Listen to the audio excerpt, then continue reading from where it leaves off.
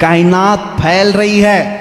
मैं देख रहा हूं गैलेक्सी में स्टार्स दूर दूर हो रहे हैं और फैल रही है ये कायनात। और कुरान कहता है वस्समाअ बनैनाहा बिअयदिन व इन्ना लमूसिऊन, आसमान को हमने अपने दस्ते कुदरत से बनाया है और इसको हम क़यामत तक फैलाते रहेंगे। 14 सदी पहले ही ये तहकीक अल्लाह के कलाम में आ चुकी। पहले साइंसदान ने कहा कि पहले ये ज़मीन आसमान सब चीज़ें एक ही थी, एक बड़ा धमाका हुआ, उससे पूरी कायनात फैली, सूरज अलग हुआ, ज़मीन अलग, आसमान अलग। इस थ्योरी को कुरान ने खुद बयान किया है। अवलम यरल्लज़ीना कफ़रू अन्नस्समावाति वल अर्द कानता रत्क़न फ़फ़तक़नाहुमा, अल्लाह फरमाता है ए महबूब क्या नहीं देखते वो काफिर अब भी इनकार कर रहे हैं, ज़मीन और आसमान मिले हुए थे, हमने उनको फाड़ करके अलग किया। फ़तक़नाहुमा, फ़तक़ कहते हैं ऐसा जोर का धमाका होना और झटका देना जिससे सारी चीजें बिखर जाएं।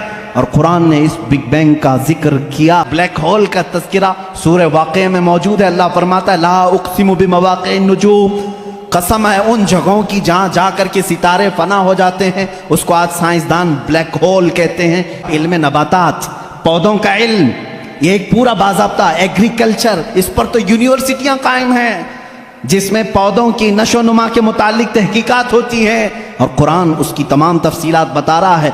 वमिन कुल्लि समराति जअल फीहा ज़ौजैन इत्नैन, अल्लाह फरमाता हर फल में हमने मेल और फीमेल रखा है। आज के साइंस कह रहा है हर दरख्त में मेल और फीमेल होते हैं। ज़ूलॉजी, जानवरों का इल्म, वमा मिन दाब्बतिन फिल अर्दि वला ताइरिन यतीरु बिजनाहिही इल्ला उममुन अम्सालुकुम।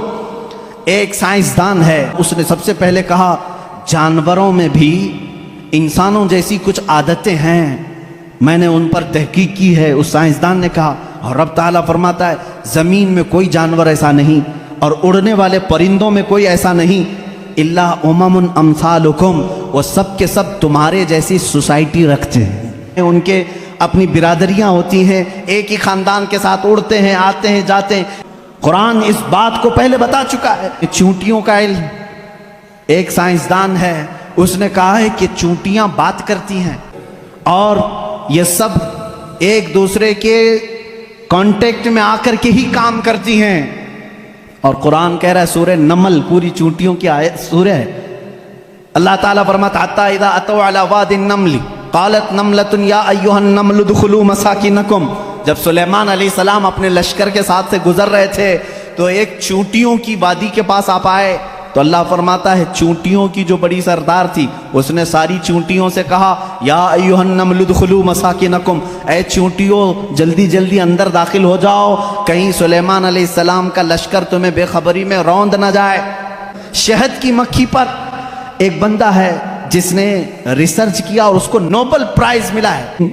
ये 1975 में 1975 में एक साइंसदान ने तहकीक करके बताया शहद की मक्खियाँ कम्युनिकेशन करती हैं, एक दूसरे से राब्ता करती हैं और इनको एक मलिका होती है और वो ऑर्डर देती है और उसके ऑर्डर के एतबार से सब जाती हैं।